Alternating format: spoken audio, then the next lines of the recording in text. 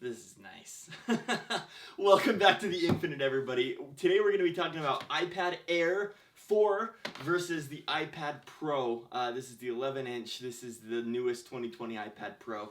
Alright, so let's talk about the differences between these two iPads. Which one should you purchase in 2020/2021? Let's jump into this, shall we? Welcome back to The Infinite. Before we get going, please subscribe to the channel if you haven't already done so. That would mean the world to me. Also, like this video and comment down below. You guys, that helps me so much. I can't even explain how much that helps me. So please, I would love you for it. Thanks so much. Let's go. Okay, so these are two incredible devices. Obviously, the iPad Air 4 is brand new. It just came out like a week ago, right? And I've been using it since then and have really liked it. There's something special about this device that's really just fun to use.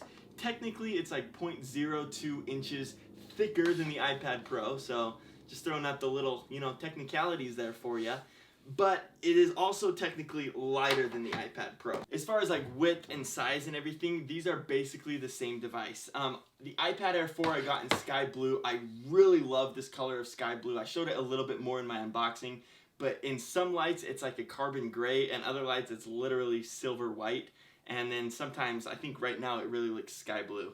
So really cool device.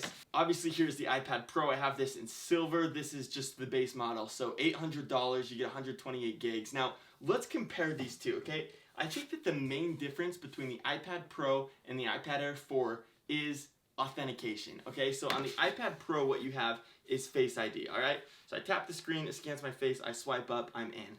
iPad Air 4 is a little bit different. I'll show you that because it's actually pretty slick. It's pretty nice. So just touch this, boom, unlocked, okay? Same thing in portrait. It's pretty fast, and it's actually really like satisfying and fun to use. Now, which do I prefer? Honestly, on the iPhone, I think that Touch ID is better, okay? Because you're out, you're wearing a mask a lot, and it's just so nice to put your finger on the Touch ID and have it open up for you rather than having to either pull down your mask or enter in your passcode. On the iPad to me is a lot more of a home device. I use it at home more, which means that Face ID makes a lot more sense. I don't want to have to rest my finger on the power button every single time I want to unlock my device. I just want to tap, swipe up, reads my face automatically, seamless. I don't even have to think about it. So for me, Face ID is a huge selling point for the iPad Pro. Again, $200 more, iPad Pro, $800. iPad Air, $600. Face ID, I think, is a huge selling point. Next up, Pro Motion versus Boring Motion. Okay, the iPad Pro, for those that don't know, has Pro Motion. Now what this is the screen refreshes 120 times per second instead of 60 times per second. Now every other Apple device refreshes at 60 times per second. Okay, so if you have never used the iPad Pro before and you go straight to the iPad Air, you probably will not notice a difference. In fact, you definitely won't notice a difference because it's totally what you're used to. Once you've used the iPad Pro with Pro Motion, I'll tell you right now, it's a little bit hard to go back. After I use my iPad Pro and then I go to my iPhone, I'm like, there's a stutter in the screen and it's frustrating. The iPad Pro with Pro Motion is so nice. I love it. And definitely going from iPad Pro to the iPad Air, I can definitely notice a difference. If you've used it before, if that's something that you're gonna notice and you're gonna nitpick at because you're a really big tech geek or you just love Apple and want the latest technologies, Pro Motion for me is a big selling point. If you don't care, if you've never used it before, oh my gosh, who cares? The iPad Air saves you $200. It's amazing. And the animations are still super smooth, so you barely even notice. I'd go with the iPad Air in that case, if that doesn't matter to you. Next up, and this is just getting more and more interesting. This is why I feel like the iPad Pro is a really great device. I don't want to spoil the ending. But this starts at 128 gigabytes of storage. This starts at 64 gigabytes of storage. So yes, you're saving $200, but you also get half the storage. Okay, so at $800 starting storage, 128 on the iPad Pro. Now, if you want to upgrade the iPad Air to have more storage in it, a very reasonable thing to do, your next option is 256 gigabytes. It adds $150 onto your price, so then you're at $749. Instead of $599, you are then at $749. 64 gigabytes, the starting storage, is not very much for me, especially for an iPad, where I like to store movies and content on an iPad.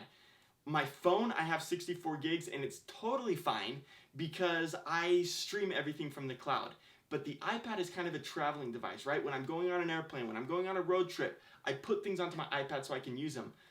I had my iPad Pro for about 3 weeks and already I was using 70 gigs of storage. So I'm really glad that I had 128. Like I said, the iPad Air 4 starts at 64 and I would recommend upgrading it. If you're like me and you travel with your iPad and you want content on your iPad, I would recommend upgrading that. Okay, your option is 256 for 150. That puts you at 750 bucks for the iPad Air 4. 50 bucks underneath the iPad Pro. If $200 is not a deal breaker for you, I'm really leaning towards the iPad Pro. Plus, for an extra $200, here are some extra things that you get with the iPad Pro, just as a throw-on. Alright, you also get slimmer bezels. The iPad Air 4 has technically a little bit thicker bezels than the iPad Pro. 10.9 inch screen, 11 inch screen. You also get the A12Z processor versus the A14 processor. Now the A12Z processor lets you take advantage of multiple cores, where the A14 processor is single core performance. Now, these processors have been compared, they're pretty similar. The iPad Pro is technically a little bit faster. I don't know if you really need that on an iPad, but again, these are extras, right? These are just, I'm not even comparing these to each other. These are just extras that you get for upgrading to the iPad Pro for an extra 200 bucks. Next up, you get the ultra wide cam. All right, you don't get that on the iPad Air 4. You only get one cam on the iPad Air 4. Again, these are just extras, okay? So I know you don't use your camera very much, but might as well, right? You get an ultra wide, plus you get a LiDAR scanner. So anything that you do with AR is going to be a lot better on the iPad Pro than it is the iPad Air 4. If you literally do not care about AR or augmented reality, again, you can discount that. But like I'm saying, these are just extras. Plus, brightness. You get 600 nits versus 500 nits. Now, each nit is about a candle. All right, so 600, 500 on the Air 4. Again, it's not a deal breaker. Finally, 4-speaker system on the iPad Pro, 2-speaker system on the iPad Air 4.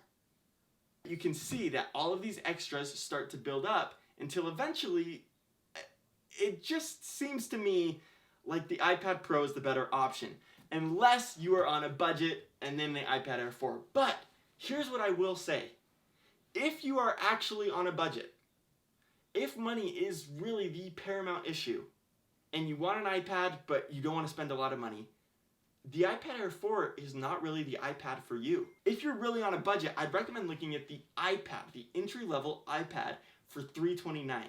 Now for $329, what do you get? You get a lot of the things, honestly, that the iPad Air 4 has to offer. As far as chips go, the entry-level iPad has an A12, the iPad Air 4 has an A14. They're both fast. The A14's faster, sure, but they're both so fast. Instead of getting Touch ID up in the power button, you get Touch ID in the home button. Okay? Instead of getting the all-screen design with curved edges, you get slim bezels on top and bottom and super slim bezels on the sides. Okay? Again, you're saving 300 bucks. It does only start with 32 gigabytes of storage, okay? If you want to upgrade, it's 100 bucks. You get 128 gigs of storage, which, like I said, is the sweet spot for $429. All right, so it's still almost $200 less than the iPad Air 4, plus you get twice the storage, plus it has so many features that the iPad Air 4 has, just in kind of a different package. If you're actually on a budget, I say you go for the entry-level iPad. The iPad Air 4 kind of has this weird spot where you're like, hey, I can drop 600 bucks. I don't really want to drop 800 bucks. And all of those extras and like little features that the iPad Pro has, I don't really care about them. Then the iPad Air 4 is for you. Also, if you're okay with 64 gigabytes of storage. Other than that, if you have the money to spend and you really want to like have an awesome iPad, I would go with the iPad Pro. This is a sweet device. It has everything that Apple has to offer. All of the latest technologies, everything. Now, notably, these both do work with the same accessories, all right?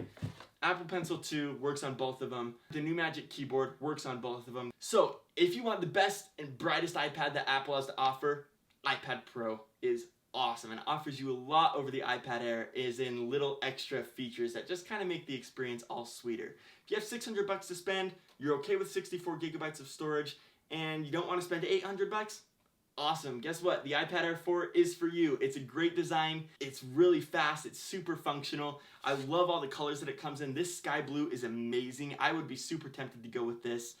It's just awesome. I really have a sweet spot in my heart for this iPad just because it's just cool. You know what I mean? If you are trying to save as much money as possible, the entry-level iPad is incredible. That is the iPad for you. It offers so many things that the iPad Air 4 offers, and if you spend $100 extra, it offers a little bit more than the iPad Air 4 offers as far as storage goes. And it's just a great iPad, and you're saving money, and you get an iPad. For $400 or $300, you get an iPad. So that is the consensus. Any questions, any comments, leave them down below. I will definitely reply, I promise. And I'll see you guys next time. Thanks so much for watching, and please subscribe to the channel. Peace out.